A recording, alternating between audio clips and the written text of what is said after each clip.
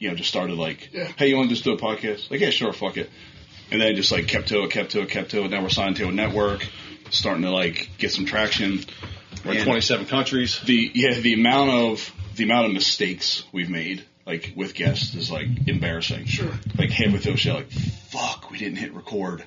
Oh my god! Really good conversations too. Yeah, really good conversations. We always talk, buddies with Scott Van Pelt. Yeah. We always talk, him and Stanford Steve do theirs, once a week, sometimes twice a week in season. It's like, cause they're always throwing in Starboard, Monty, whatever. We're all on this text chain, which I was reading just now because it's, put the draft and stuff. Yeah. He's got the whole inside track. And, it's just funny because we always saw other guys on there like, I'm going to start my podcast. I'm so screw you, Van Pelt. We'll start our own podcast. Yeah. So make sure you're probably about that far from the thing. Okay. And, you have to lean into it. Yeah. Staying here. Hey, yes. I'm having a great day.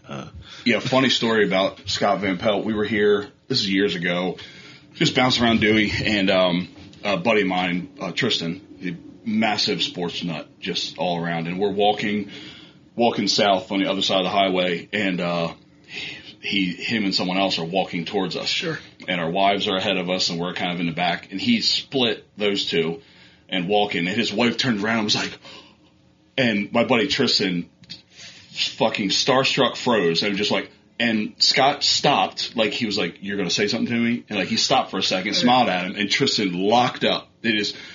And then he just kind of kept walking. And we walked, and he was like, fuck, I can't believe I did that. Later on that night, he's out, and he's like tweeting and like tagging Scott and like trying to get him to interact. Like, you missed your chance, buddy. Yeah. You missed your shot. Scott's a unique individual in a lot of ways. He can be the greatest guy in the world.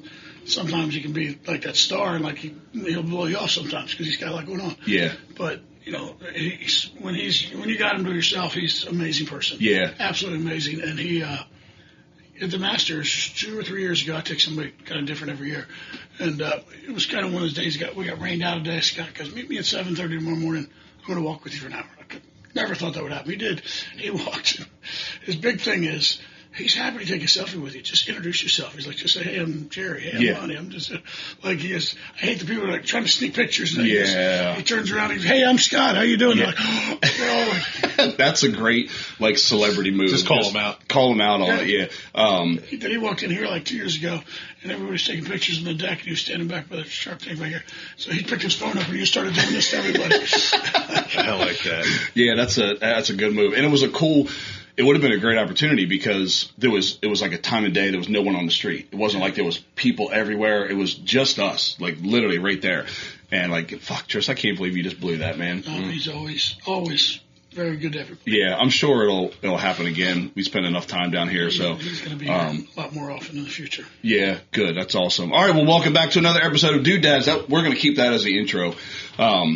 So if you're not watching, if you didn't follow our story that we've been posting this morning, recording this week down at Starboard with the man Monty that owns the Starboard, which is pretty pumped. I'm really excited you did this for us. I really appreciate it. We kind of went through some, hey, looking at some guests this year, who do we want to get on? And we're like, let's go local. Like, let's go some like bigger local guys, whatever. And I said, man, I got Monty's email. Let's reach out to him. You might want to hold it to the end. You don't know what I'm going to say yet, if anything. No, this is cool. And we're sitting here in Monty's office, which is, if you've ever been in a restaurant office before, this is luxury. This is like a CEO boardroom in comparison to most restaurant offices. This is almost the size of a full college freshman dorm. I have not seen a broomstick in here. You know what I mean? Like, there's a mop, water bucket, right? Usually the desk takes up half the space. It does feel like if you came up here, though, you're in trouble. Like, you don't want to be up here. You know, Principal's office. Come on up here. Let me talk to you real quick. You know what I mean? There's a cooler right there with some beers in it. It's more of a let's catch up and have a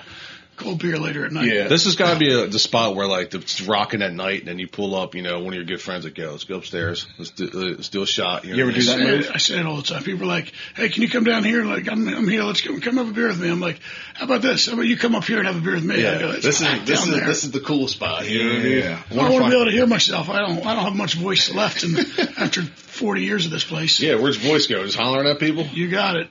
Really? Honestly, I've had surgery. I've done it all. I mean, it's not just a Starboard. It's, apparently like acid reflux 25 years ago or something after a big Italian meal got me. Yeah. Because that can, it's amazing what that can do to you. I didn't know it, but that's what the doctors have said. And I'm like, well, I'm also yelling over music or talking over music. I don't yell a whole lot, but Are you here late night much anymore? I'm always here till at least close 1 a.m., but I don't usually, COVID kind of changed my thought process on being the guy who has to do the money that night and do all that stuff. So I come in the next morning and do that. Yeah.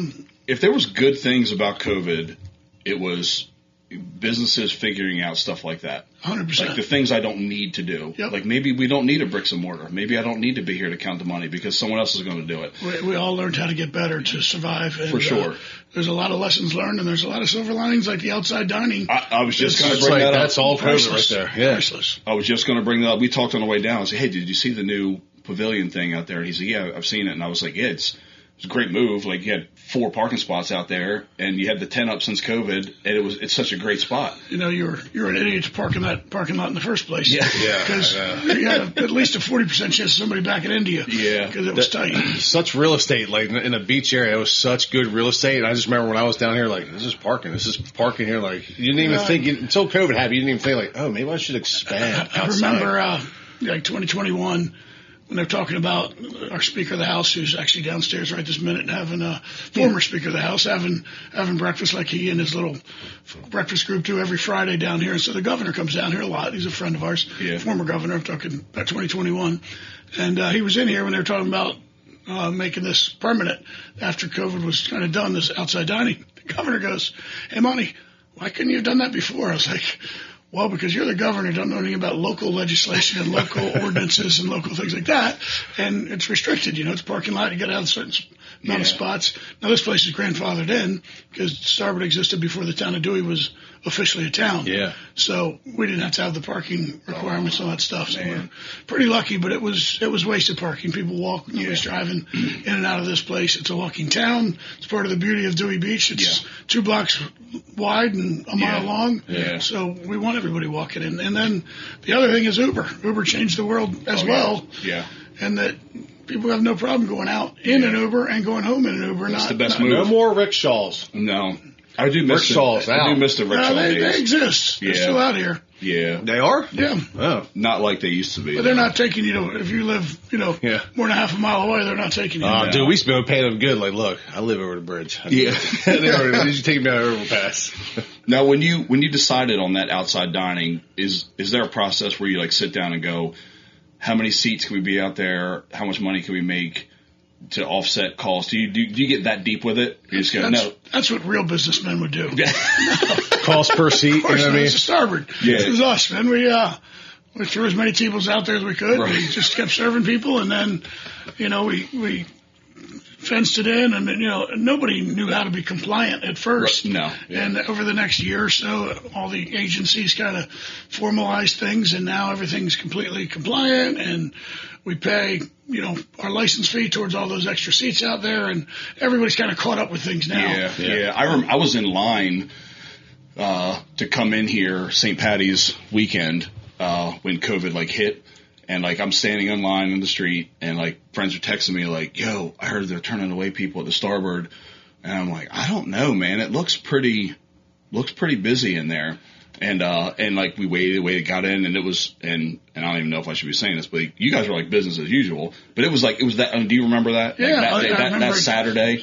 Well, I'll tell you what, it was that Thursday going into that weekend at 5 o'clock, the Governor Carney called me, and he was great, honestly. None of us knew what to do. I was sitting here with the head of the Delaware Restaurant Association, Carrie. She was like, well, what are you going to do if somebody gets COVID here? There was 3 cases in Delaware. Nobody knew what was coming. Yeah. And that was the day that the NBA shut down. And all of a sudden things were shutting down.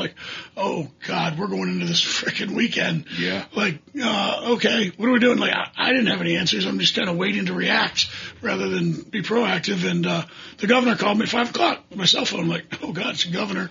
And he's like, Monty, whatever event you got, he goes, my guys are watching social media, and the whole world is coming to your place this weekend. He's like, I really don't want you to be the epicenter of COVID outbreak. And I was like, what do you mean? He goes, well, we've had 3 cases at University of Delaware breakout. Mm-hmm. All those Delaware kids say they're coming to Dewey to the Starboard for opening. Mm-hmm. And all we know right now, like I said, this is day one and in everyone's minds. And so I said, all right, well, and he goes, but I don't want you to cancel your event. I just want you to, I don't want you to close. I just want you to cancel your event. And I go, well, our event is opening weekend. So it's like we're opening for the season. So I don't know how to cancel the event, but still be open. So what we agreed to do, hey, let's do this. The biggest crowds are at night times. Let's just open till 6 o'clock each day. We did that Friday, Saturday, Sunday, closed at 6 o'clock.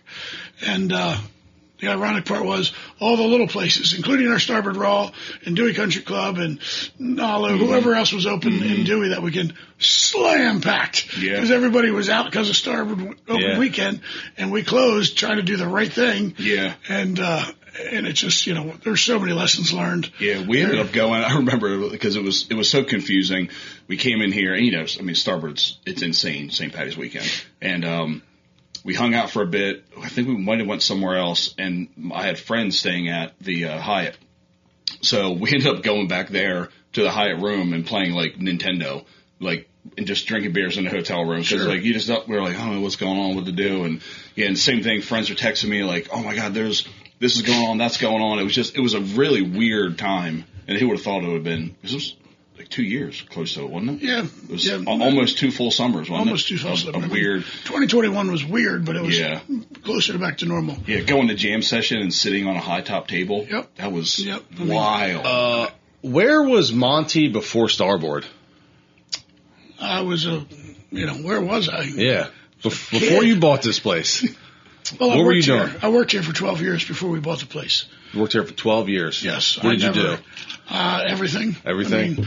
I was a 18-year-old door guy. I was a 20-year-old bar back. Wow. I was a 22-year-old bartender, and at 30 years old, we bought the place. What did you see in the Starboard that made you want to buy it? I'll be brutally honest with you. Never did it cross my mind of buying the Starboard. I was working with my dad's real estate company in D.C. I was coming down on weekends and bartending. I always wanted to be at the beach. I was the kid who grew up in Arlington, Virginia, with a family, had a summer beach home in Rehoboth from the day I was 6 days old to come for the summer. For every summer of my life, I've been here, and this is all I've ever known. Wow. So I was the kid when I went to college at Randolph-Macon down in Virginia. The first thing I did when I got back to the beach this summer was change my driver's license to my parents' home address at the beach because I wanted to be a Delawarean so bad. But I was a beach boy, is what we called ourselves, renting umbrellas and chairs, hot dogs and stuff on the beach in Rehoboth as a young kid and then as a teenager in Dewey. And then I started working here 17, 18 years old and as a night job part-time. And, then I kind of fell in love with this place like everybody else did, even though, wasn't a drinker or anything. It was just great people to be surrounded by. And as far as buying it, it was the previous owner, Chip Hearn, who I worked for. He was getting to the point in his hot sauce business and Pepper's hot sauces. He needed to get out. His father owned half of this business with him. His father wanted to move on. His mother had just passed away. And he came to me and he goes, "Hey, I gotta sell this place and you're the person to buy it." And I was like, "Well, what do you mean?" I'm like 29, 30 years old. He planted the seed. I think I had $16 in my bank account. And it was like, okay. And literally, I thought about it for a few months, and he was like, "I'll help you. There's ways to do it through investors. There's a way to do it. I'll make this happen with you." He goes, "I got other people that are interested that own other businesses in this town." He goes, "I don't want them to have it.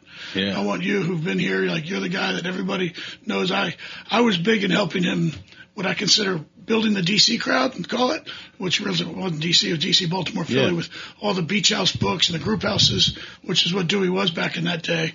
It's changed quite a bit now, but I was bringing a lot of business and helping change the identity of this. It was just a local spot to a local and tourist spot, and we helped grow it. And so he just thought that I was the guy, and thank God he did, because it's worked out really well for us all, including all the Starboard customers, because I think we've done a pretty good job with it. What about that first day, the transition, all right, boom, I've been working here. Okay, next day, now I own it. So walk me through that. Are you thinking did you just come I'm going to change everything? I got my own plans, or you're I'm just trying to keep this place afloat?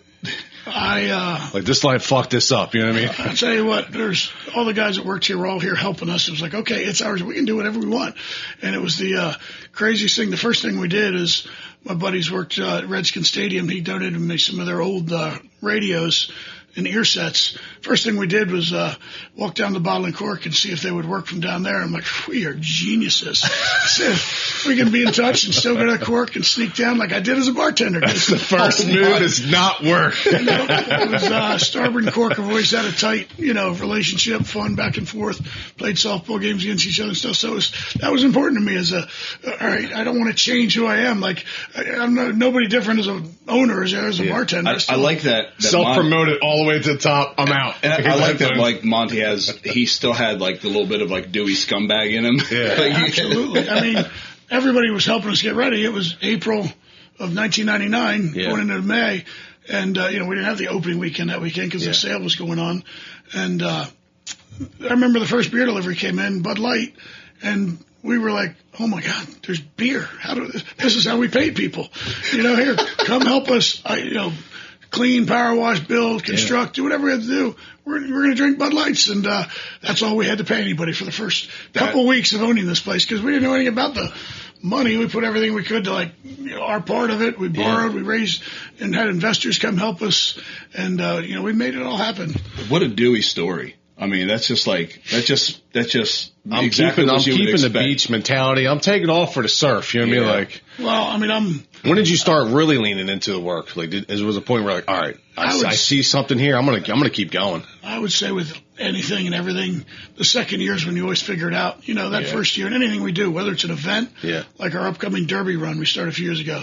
Everybody's like, it's the next run of the bull. I go, no, it's not, but it is growing. Yeah. And it's running the bulls as big as it can be. Yeah. Ooh. But I always say, let's get through the first event, take notes, figure out how we can be better. And that's how we did it back then. And here we are now 20-some years later. And now I'm like every day, at least every week when we sit down, I'm like, all right, how can we be better this week than we were last week? What can we do? Because really, in my mind, we have one competitor. It's ourselves. Yeah. We're not competing against the Cork or the Rudder or the North Beach. They're all our friends.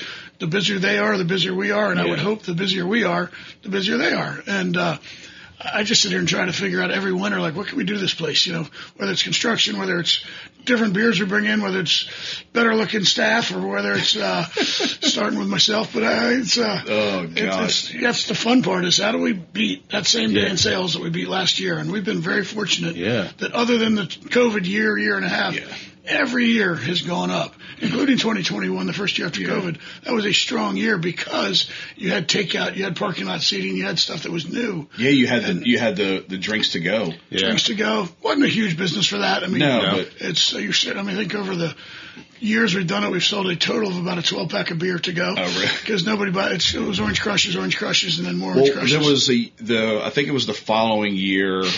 Maybe it was the following year for COVID, actually, because I was here the same weekend. Candace's bachelorette party was here. His wife's name's Candace, and we were waiting to get in to Starboard, but it was nice that we could order a drink standing on the sidewalk. Sure. And we're standing out there on the sidewalk drinking Crushes while we're waiting to get our seat because you had to sit down. There was no standing room in there. That was nice. And I remember taking. Oh, did you have buzzers?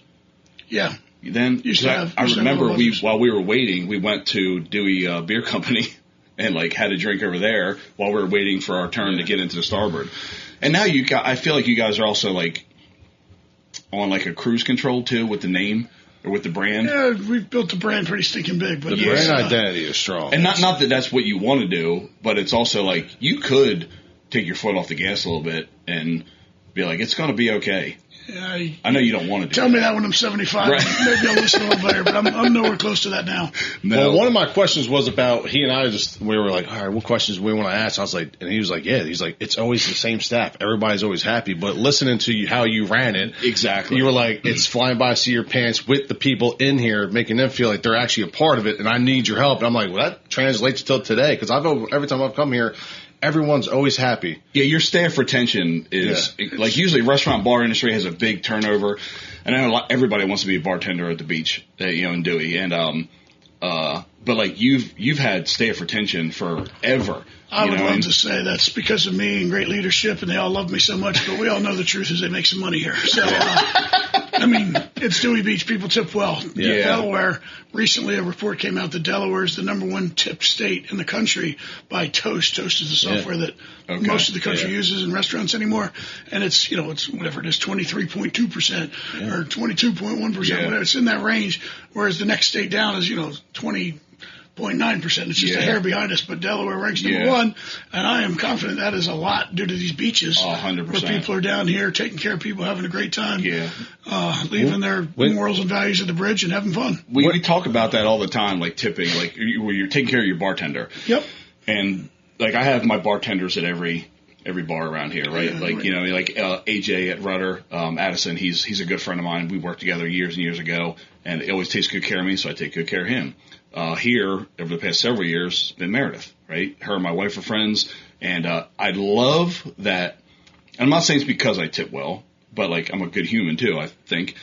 But like if I come into the Starboard and it's 10:30, 11 o'clock at night, and it's crazy, and Meredith sees me, she will have my drinks. She knows I'm going to order by the time I get to the bar. I don't have to wait, nothing. And, you know what I mean? So, like, your staff has always been like that, but it's also good to take care of your servers, take care of your bartenders. Yeah, I mean, there's a game there. America's a tipping world. We all go to Europe on vacation, and we feel weird. You're not tipping as much over there, and they don't really expect it. When you do, they're so appreciative. Yeah. That's probably why they love some American tourists, because they tip well. But no doubt. It's certainly it's a full-time job for these guys these days. You talk about Maryland stuff. She's got two kids. Maryland, why does he say Meredith? Maryland, yes. She just had her second child, and she emailed me yesterday. I just want you to know, I went back to all my shifts from last summer, and I'm laughing because this is the time of year everybody's trying to figure out their summer. What everybody does, drive on beaches on Tuesday. Could I not work Tuesday day this year? Could I do that? That's the kind of stuff you're getting right now. Everybody's trying to figure their summer out. Because in reality, summer's it's like summer camp for all of us, too. Yeah. It's a 16-week period. It starts the first real week of May is kind of when it gets going. And unfortunately, it ends like the second week of August. I mean, it doesn't really end on October when our season. But like when the college kids leave, man, I get so depressed. Really? I mean, you're not exhausted by the end? Like, I'm exhausted myself by the end. I can't wait to sit on the recliner and watch a football game. And then 2 days later, I miss them. It's just when those college kids leave, man. I love the year-rounders. They're our family. We're all one big, strong family here for sure. Mm-hmm. But it's like the lifeblood is those college kids. And they show up. They're the ones I'm laughing at. I want to hear first thing, what did you guys do last night? I want to hear about it. Yeah. I was once that guy.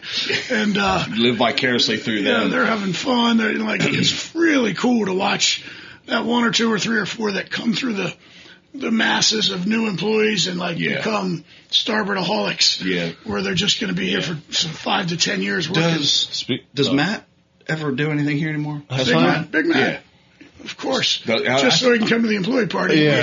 It's more of a celebrity show up. He's a Smyrna guy. We're Smyrna guys. He went to high school with my wife and him, and you guys played football together, right? Mm-hmm. Yeah, but Matt went to Delaware because he was a good football player. Yeah. You had to go D3 school. I went to D2. No big deal. He's still, I'm pretty sure he still gets his employee discount when he comes in too with wife and kids, and he's got a wonderful family. Yeah. And he's got his own business going as well, a moving business. Yeah. But we still depend on him for Shout out to the Black Tie. Have you been on his sister's podcast? Hell no, I wouldn't do that to myself. She would probably light me up. Blush, yeah. Oh, thank you. She always, she obviously comes through here when she's in town, but when we started doing comedy night, which we still do 10, 12 years in of doing it on Tuesday nights in the summer, which is, it's free comedy. I don't want to charge anybody because I don't know who the comics are. They rotate them every week. And I mean, it's more of a for fun thing for us to fill a Tuesday night when it was not a busy night for us. But she used to always come in and do comedy here. God, she would just light us all up. And she knows us all so well. She's big time, man. Yeah. I mean, she's who we want to be. Speaking of customer retention and all the changes of Starboard now, I've really noticed as now I'm an adult, I started here. I used to call this place the Rumble Pit, Wednesday nights, Laura Lee. Like, I'm getting down with champagne bottles, He's He's old Dewey Beach lifeguard.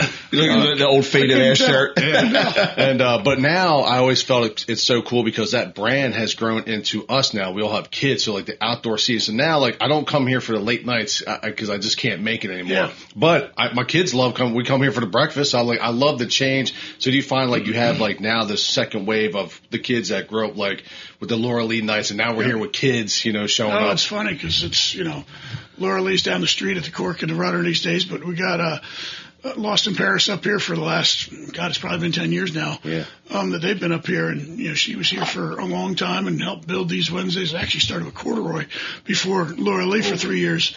But it's funny because instead of there was such a long day where like Wednesday nights was all about the Starboard. Wednesday night's still all about the Starboard. But guess what? Thursday's really busy too. Tuesday with comedy's really busy. Sunday nights with Kristen and the Noise is packed. And it's like, it's really become a 7-day-a-week place. Yeah. Guys our age, you and me, I'm drinking with my buddies on, I don't really drink a lot. It's just I'll have a beer too because I am at work, believe it or not. Yeah. But, Sunday afternoons or Saturday afternoons, that's when my buddies come in to have cocktails, and I'm like, oh, yeah, I want to have a beer with them. They're in here. Awesome. Yeah. When I'm in here on Wednesday nights, or for that matter, Saturday nights after 11 anymore, there's not a lot of my buddies in here anymore. I know everybody, or more like they know me, because they're all like, hey, my dad says hi, my mom says hi.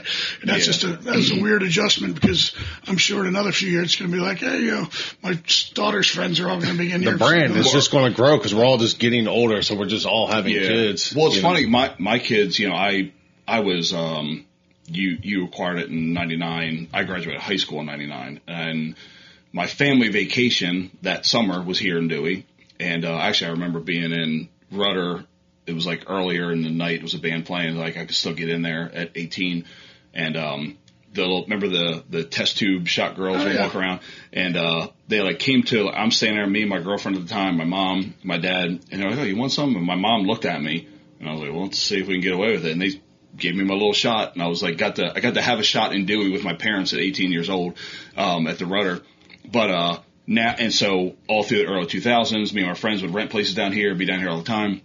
And now I have kids, and right now they're 12 or 11 and 8, or no, 12 and 8, and, 11 and 8. And, they don't say, are we going to go to the beach this weekend? They say, can we go to Dewey? Like, Dewey is the beach. Oh, yeah. And I've got pictures. I have a picture of my daughter when she was 11 months old at Cape Haas's bar, standing on a stool at like noon, and in her little onesie, like I said, 11 months old, and there's a line of margaritas up, her walking around. I have a video of her, or a picture of her Mother's Day in 2017 here, dancing right in front of the claw machine by the women's bathroom, like fist up and all that, and like they're just little mini Dewey rats that are growing up just like us, my I got a freshman in college at Villanova and a 10th grader here locally, and she's 15 right now, and she's worked last summer on the beach.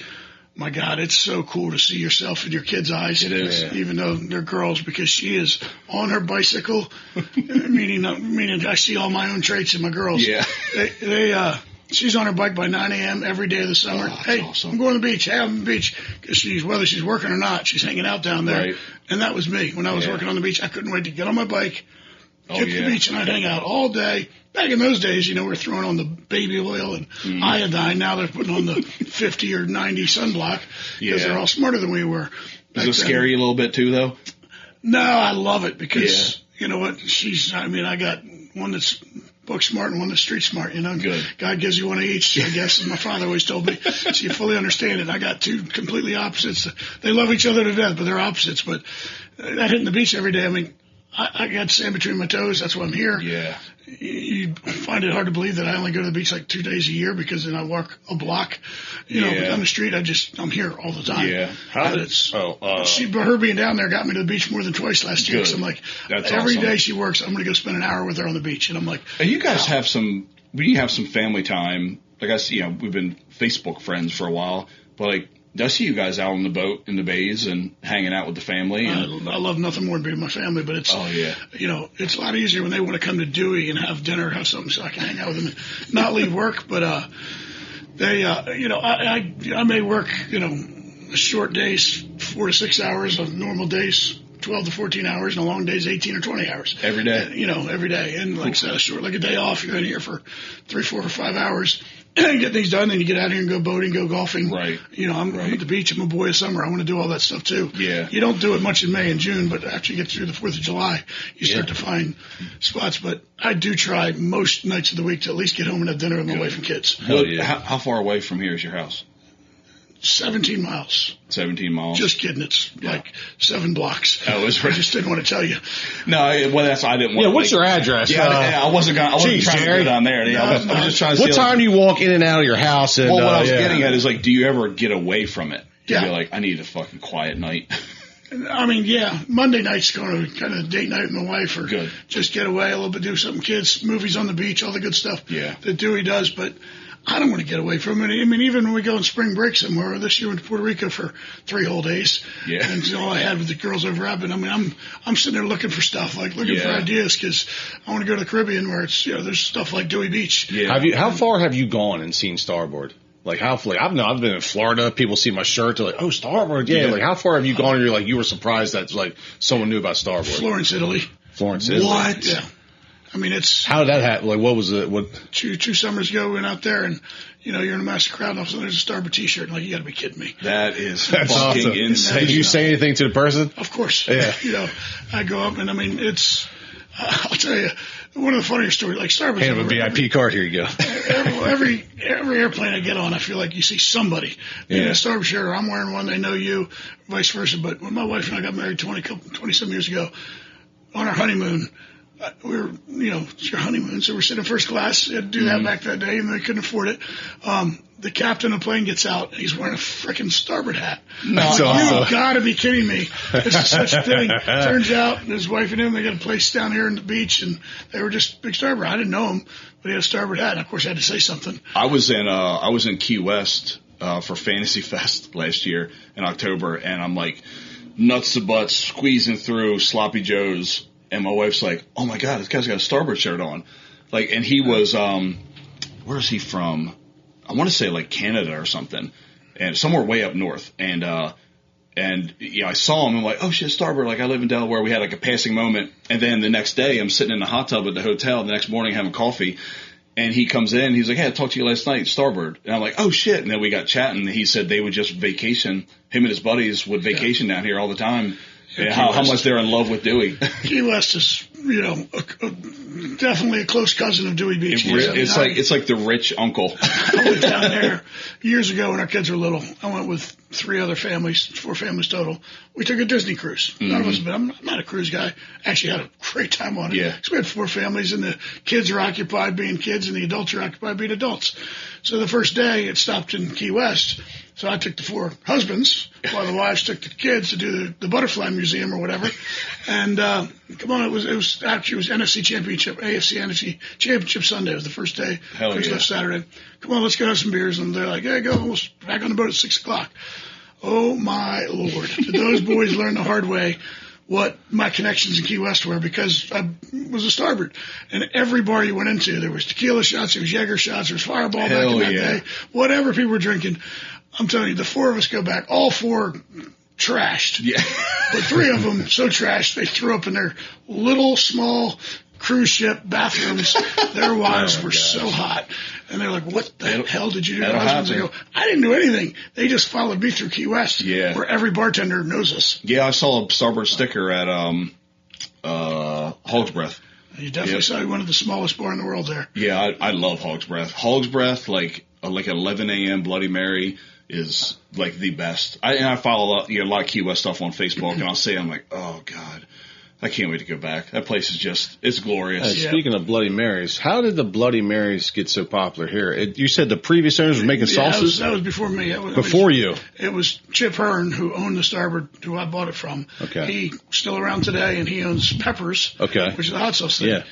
When I first started, when he bought the Starboard 13 years before we did, so he bought it in 86, he owned a bar in Rehoboth Beach called the Country Squire. It was the best, classic, old school bar right on Rehoboth Avenue, and he started the whole Bloody Mary smorgasbord back there, and it was kind of a locals dive bar, a lot like the Starboard became quickly. And he had that Bloody Mary, make your own thing. And I mean, even when I was bartending, I had to stand up on crates to reach over the risers because they were on the main bar there, which I immediately switched when we bought the place. But, and so I just took over, what he was doing and rolled with it and tried to grow it. We're still the Bloody Mary place. It just happens that the Orange Crushes completely dominate the Bloody Mary these days. Man. Also, what about when did the credit cards on the wall start? When you left your last one here. I never had one. So I didn't have money. Well, it's funny. It started and it went strong, but now it's kind of stopped because now we swipe them and give them back because of technology. Yeah.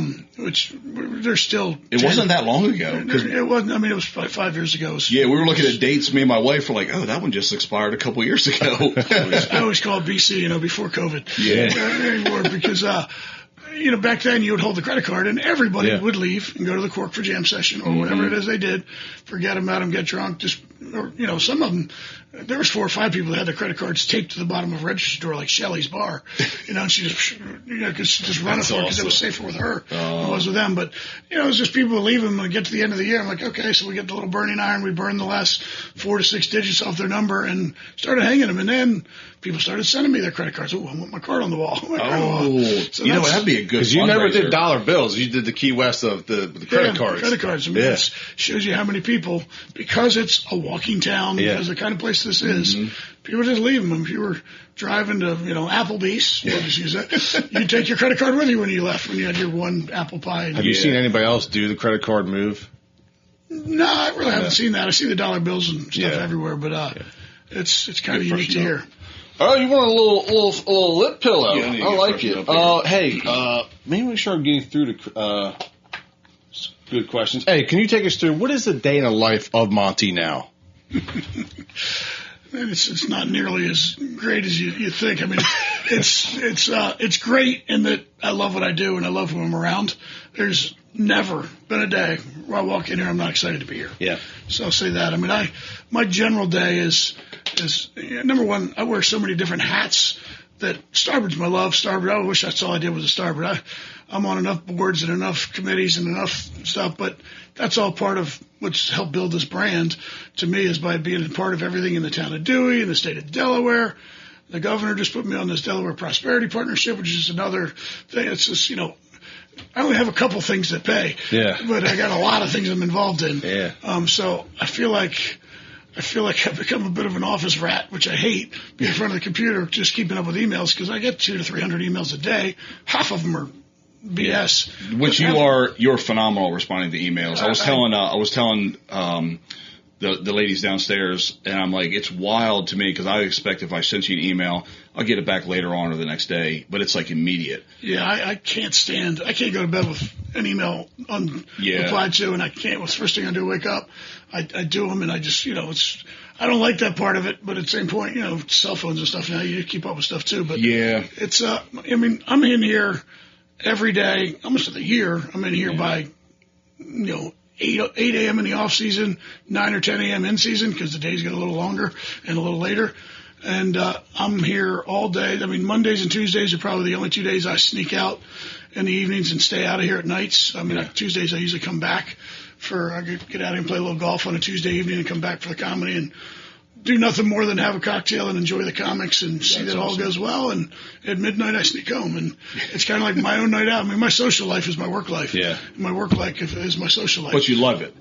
Absolutely love it. I mean, I love going to the other bars in Dewey and supporting them. I'm never going to the Bottle and Cork or the North Beach or the Rusty Rudder or any of these other places. Nalu, they're all good friends. Yeah, I don't go to them to spy on them or do anything. I'm there to support them and they got their own atmosphere. Everybody got their own Jimmy Jam. Absolutely, and like I said, rising tide floats all boats. And I believe in that more than probably anybody. Yeah, you can tell as just like a Dewey patron. You could tell that's the vibe here between all the business owners. Yeah. And I know there's some guys own multiple businesses throughout the town, but you could tell that it's like there's no competition. Yeah, I mean, there's always competition. I mean, you're always trying to what are they doing? How are they doing? But I mean, it's always in good friends. And, that's what I mean. Dewey has such a fraternity sorority, I guess we got to say now, in 2026 of business owners that I don't know a town like it that people give back so much to the town and do stuff and put on family events to like. I've worked hard to try to well-round the town of Dewey. I mean, it is a kids' town. It is a dog-friendly town. It is a family town. It's also a vibrant nightlife. I mean, I usually say vibrant nightlife rather than party town because there's a slander of it's a party town. But there's this vibrant nightlife is like the politically correct way. You can always come here, Starboard, catch a little cougar. You know what I mean? It's just like, dude, when I was younger, I was like, you want to catch a cougar up in Starboard? That's the place to go. I remember my mom telling me years ago, she goes, when are you going to outgrow that? Like coming to Dewey, like all summer long.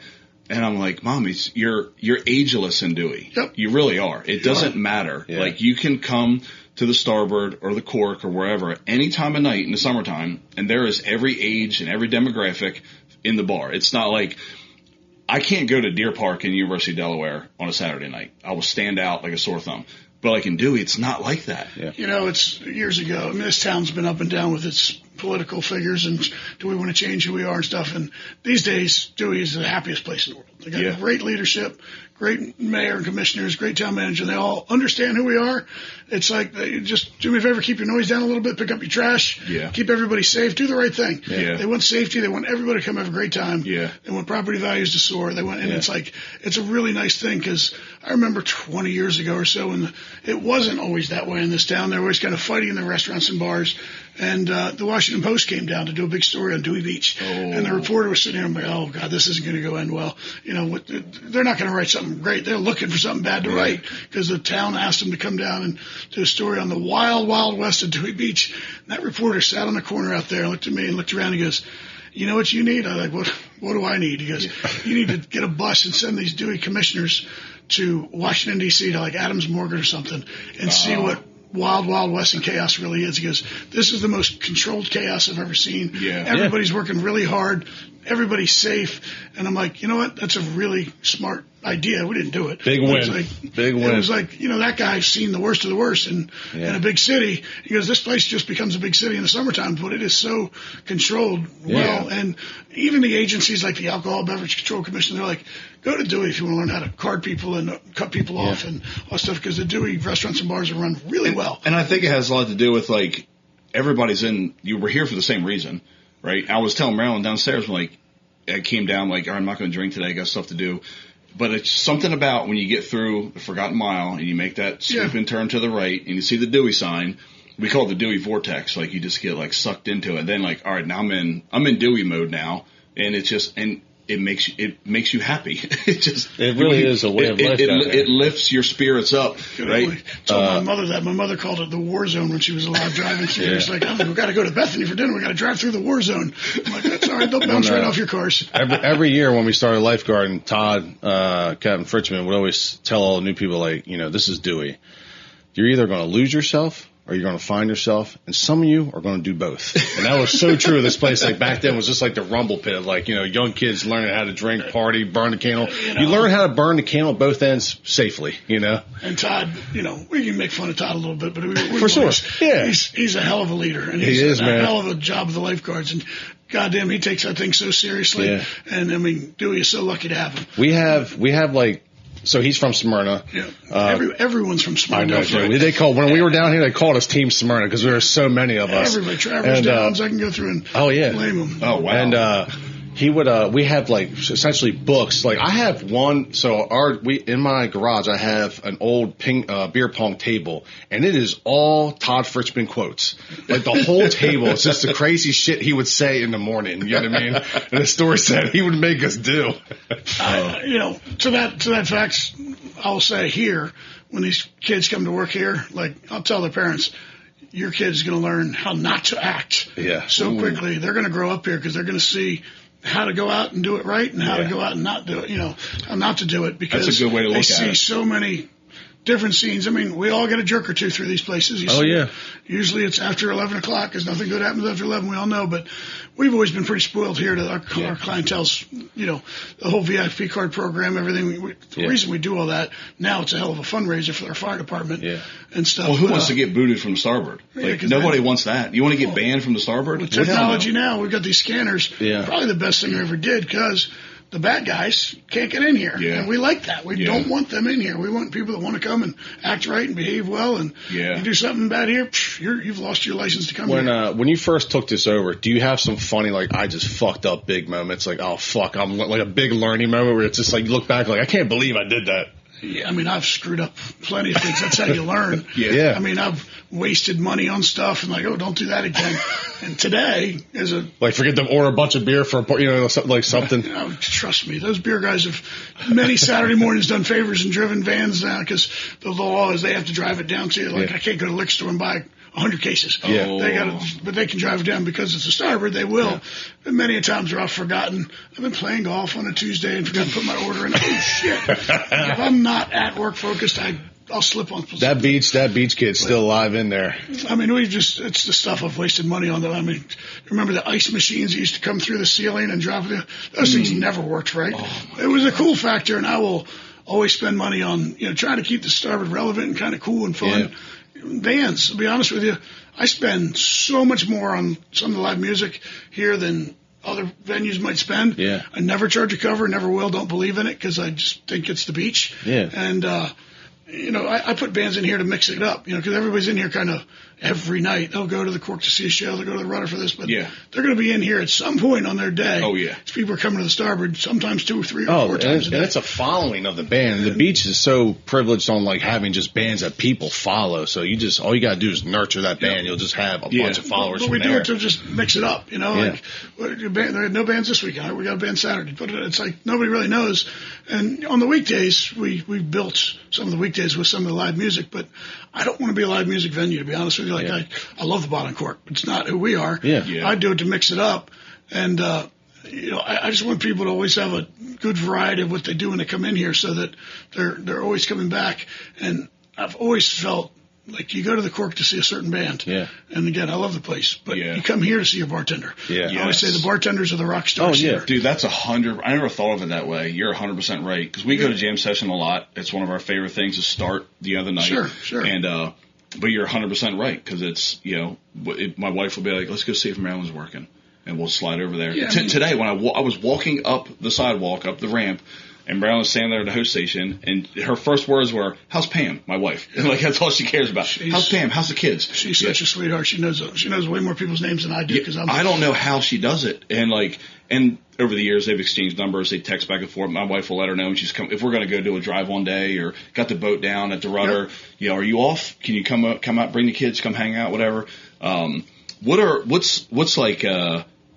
I'm not going to say the worst or best, but like a wild shit that happened that just like, this is fucking crazy. Who's doing this? You have to have seen some shit over the years. There's two incidents, we'll call them, happened. I mean, a couple of years back, this is where a couple guys were in here during comedy night. They'd been out drinking all day because we'd had like the canoe races that day and saw them down. The old canoe races, that's right. And, come back in that night and they're yapping away and then door guys ask them if they could be quiet because there's a comedy show going on. Right. 2, 3, 4 times. And finally these guys get up and like, fuck you. We're not going to be quiet. They're jealous and you got to go. Like you're talking, you're interrupting, every table's around, you're getting upset. You got to go outside. You got to go. And they're like, we're not leaving. And it ended up in like this wrestling match. Turns out these guys are law enforcement officials somewhere else. Oh my gosh. Lawsuits are threatened. Lawsuit this. It's like we have security video cameras here for that reason. Security. Mm-hmm. They have protected us and our customers every single time it's ever happened. And, those guys lost their jobs, I don't know what happened to them, but it's like, I just like, wow, like how quickly can you being rude and being disrespectful? Yeah. Can something in the real world be affected? And, another incident happened. We train our staffs. To my knowledge, we're one of the only bars in Delaware that do this, and we have a guy who trains state policemen, and he comes down early in the summer, right around Memorial Day weekend, to train all these young guys on how to touch people, how to deal with people, how if somebody's had too much, what to do. Mm-hmm. And, if I ever have to go to court, unfortunately, we've had to sometimes, not a lot, because we're very lucky here and fortunate here and take care of people, but we have professional witnesses to like back up what we do and how we train, because nobody else really trains. Yeah. And it was funny because the very next day, there's what turned out to be, we didn't know at the time, down the street here, down close to the beach, there was a bunch of high school kids fighting beach week. And somebody who had a licensed gun takes a gun out of his car and shoots it like in the sand or dirt or air to like get the kids to stop. Well, our doorman heard a shot fired. He's like, shots fired, comes over there. I'm up here in the office. Shots fired, shots fired. I'm like, oh shit. And I'm like, first off, what do I do? Am I running downstairs? Am I staying up here? Was this just like 2 or 3 years ago? 3 years ago, probably. Yeah, I do remember hearing about that. And it was like the whole town was like, oh my God, Starboard. I come downstairs, people are like, you're holding us hostage. Well, we were trained to get everybody down, keep everybody in here, because we don't know what's going on for whether it's 2 minutes or 20 minutes until you know what's going on. Yeah. You know, I hate the word active shooter, but it's like, that's what we thought, because the one guy outside who was a gunshot fired, we then realized what happened. But I say it because there was like an officer across the street, an alcoholic beverage control officer, and he heard the shot and he called like 911. And I'm telling you, 25 police cars come from every direction because it was the Starboard. So Starboard, we're very protective, supportive of our law enforcement, our fire departments. They came from everywhere. I'm going, what in the fuck is going on here? And it looked like a war zone. And it turned out it was 4 high school kids fighting down the street, and somebody with a license up shot a gun in the sand, which was stupid at the time, but that's all it was. But my God, we thought it was World War III. Well, it's funny because like the news, some of the news headlines associated the Starboard with that incident, right? And what I'll say is, I told you, like, a lot of the state police are regulars in here, hang out, and like the governor's guys are always in here, protection guys, and those guys we know well because they're in here so often. The next day they came and goes, man, it's so obvious that they know the guy who trains our staff. So obvious you guys were just trained because your guys did everything exactly by the book. Perfect. That's awesome. Like, that makes me feel so good. Yeah. Because I didn't do the training. I just paid for the training. Yeah. So I was so happy to hear they did it all. What a great investment. I'll tell you what was always wild was the running the bulls as a lifeguard. Yeah. That's when Todd would give us the go ahead with our buoys like, hey, you get ready with your buoy. If you got to use it, you use it. Joe, I was like, this is what Todd would come in. It was like, dude, this is running the bull. Because like back then, like the early 2000s, that was like the Jersey Beach on MTV. Everybody was a Guido. You mean all you had to do is hit shoulders of somebody on the sidewalk. You might get in a fight. And so you had all these muscle guys running down the beach, man, all drunk. I was like, this is great. There's an 80% chance on running the bull day. Todd's going to cuss me out at some point. And it's just because he's stressed out because he's Todd. And 2 years ago, I'll never forget it. Because my phone rings. I'm standing on the stage. I haven't even sang the national anthem yet. Waiting on the flyover. It's so stressful trying to like time that stuff out. And because they're all looking at me like I'm like go sing now. Yeah. And Todd, my phone's ringing. It's Todd, and he's screaming like, God damn it, they're coming down now. That's not what we talked about. They're coming down now. I'm going, what are you talking about, Todd? We haven't even sang the national anthem here. Well, a bunch of people ran down the street, like running their own bull, and he's cussing at me. Running their own bull. About. And, I mean, we can laugh about it today, but I'm like, what a great move. I'm like, we haven't even sang yet. Dude, Todd gave me a great blessing. So, like, I'm so grateful I had such a life here in Dewey. Because I ended up getting married in Dewey Beach off season. I called Lynham. I was like, hey, because I also used to work with Lynham. I was like, can we use one of your beach shacks? Get it out there. I'll use it for the wedding. He's like, man, I got you. He gets me he brings a beach shack out early. We're turning into a bar. He does the bonfire, all the stuff for it. We get it catered. And in Dewey, you're allowed to have the ceremony, but you're not supposed to do the reception. I was like, we're going to make this happen. And, and I'm standing out there and everybody's like starting to walk over the dune. I'm like, fuck, man, this is too many people. They're definitely some old lady's going to call us for sure. We're going to get fucking knocked out on here. And then I see the lifeguards driving up because they've started their seasons early. I'm like, oh fuck, here comes the lifeguards, man. I'm like, I got no pool. Yeah. And he comes up and he's like, you got a wedding going on? I was like, yeah. He's like, all right, hold on. And then he radios. I'm like, fuck, here we go. We're done. And then Todd drives up. He's like, hey, Tom? I was like, yeah. He's like, you getting married? I'm like, yeah. I was like, dude, am I good today? He's like, no one's going to bother you today, man. He's like, have fun. I was like, let's go, baby. I was like, thank goodness. And we threw a banger reception, dude. I don't mean to be like the fucking goody to say this, but wherever you are, manners go a long way. They do, man. In taking care of people. Yes. Whether you get pulled over for speeding, DUI, or fucking whatever, but like be nice, back, and you're gonna better chance of getting off anything. This is one town where like you can make connections that will help you maybe in business later, like just meeting the right people down there. Are you kidding me? You know how many freaking people that used to work here that when they go to apply for jobs, they still tell people they work at the Starboard because it's the best thing on their resume. Yeah. Because everybody, not that it's, not for the experience, but like, Starboard, oh yeah, I want to talk to you. That's gotta make you feel real good as the boss, the man, to have that kind of accolade. I'm not anything but the luckiest guy because I fell into this, made it happen, and partners are very supportive of everything I do. Yeah. And, everybody that works here seems to treat me like gold, which I don't know why, but they do. Yeah. And I know everybody drops your name. It's like the bartenders God, and the name like, Monty well, I means- know Monty, yeah, so does everybody else. So is everybody else. I say that name Monty means way more than the guy. I can't get you shit, but apparently the name can because, it's and all, where that started? When I was a bartender here, because I worked at the beer bar at the front door, and everybody would be waiting in line, and they'd like see me, and they'd be like to the door guy, I know Monty. Like, who gives a shit? Like, what great vision of that previous owner to see something in you, to know that you had to be connected to this area to make this successful. Yeah, I mean, we've certainly, I talk to him all the time. I mean, the first couple of years owning the place, here's a good one. I think it's funny anyway. He was a big no bikers in the Starboard kind of guy because early on at the Country Squire, the original one we talked about, somebody had pulled a knife on him, a biker back in the day. Bikers. My mom used to tell me about this town with bikers. Yeah, well, bikers in that day and bikers today are two totally different guys. And Ocean City has a bike week now, and second week after Labor Day every year. So it was like the fourth year. He's out and we're in here and the parking lot's still here and the bikers just start coming and they're coming and they're coming. I'm like, holy shit. And, I'm like, okay, these guys are like doctors and lawyers putting their leather chaps on, driving to the beach on their $90,000 bikes, spending a fortune here on their way to Ocean City. They couldn't be any politer or nicer. So I thought it was great. So by the next year, I mean, there's freaking 200 bikes on the Starboard parking lot on the street. I get like a picture, huge picture, and I blow it up to the size of that TV, like 50 inches big, and I take it to Chip and I hang it at his Pepper's office. That's awesome. Over his desk, without him, unbeknownst to him.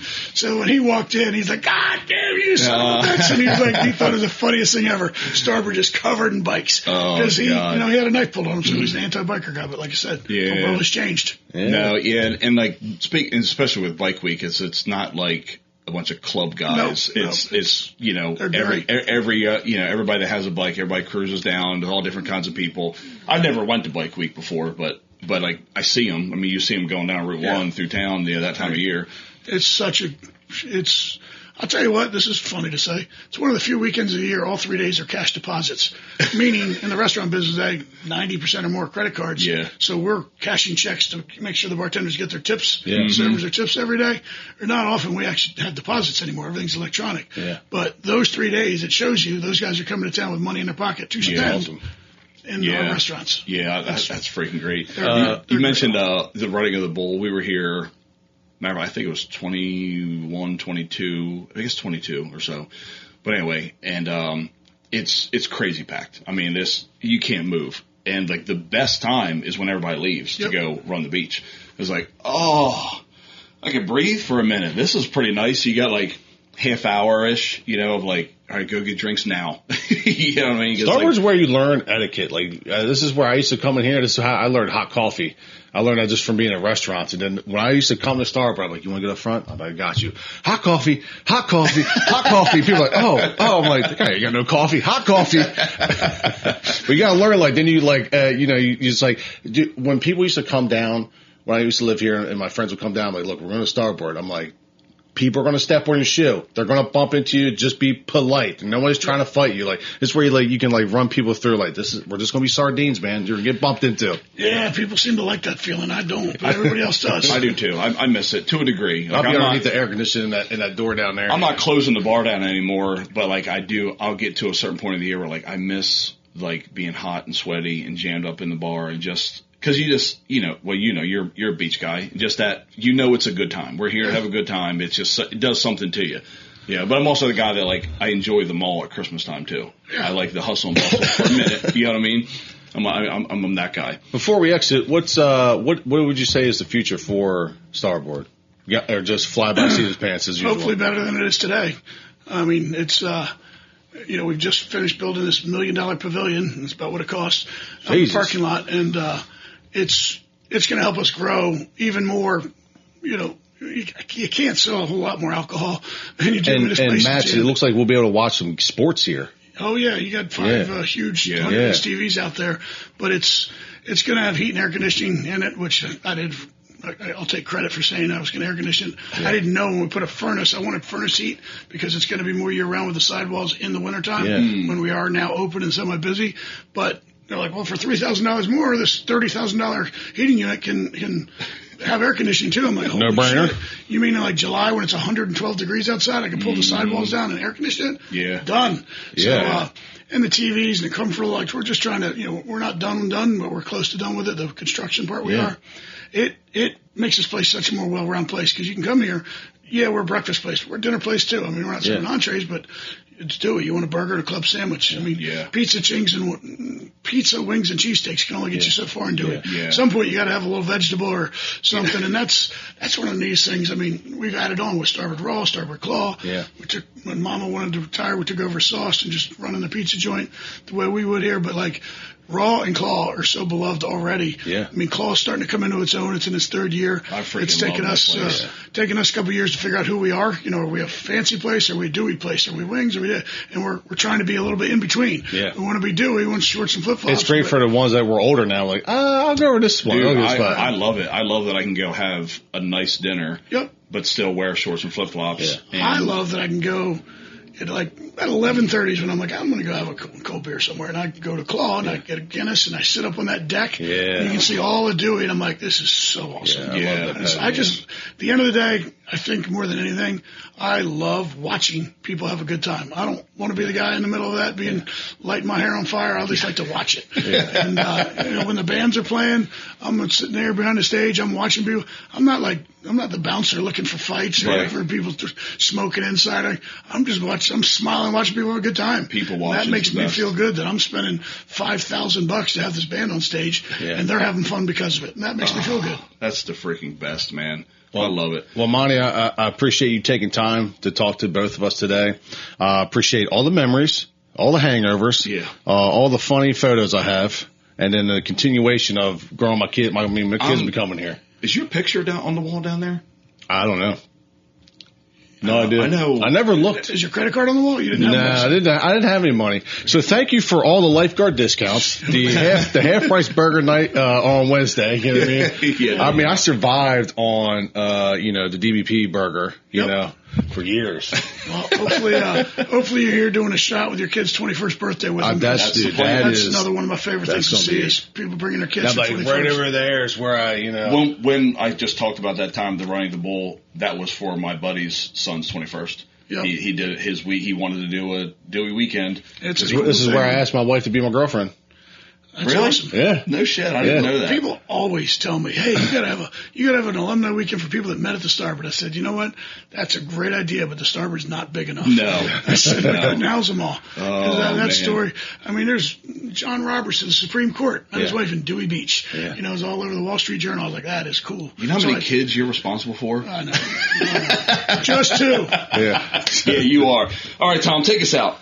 Hey, everybody, if you get a chance out there, make your way down to Delaware and check out Starboard, check out the Raw, check out the Claw, check out the Sauce, get you some gear, and go fuck yourself.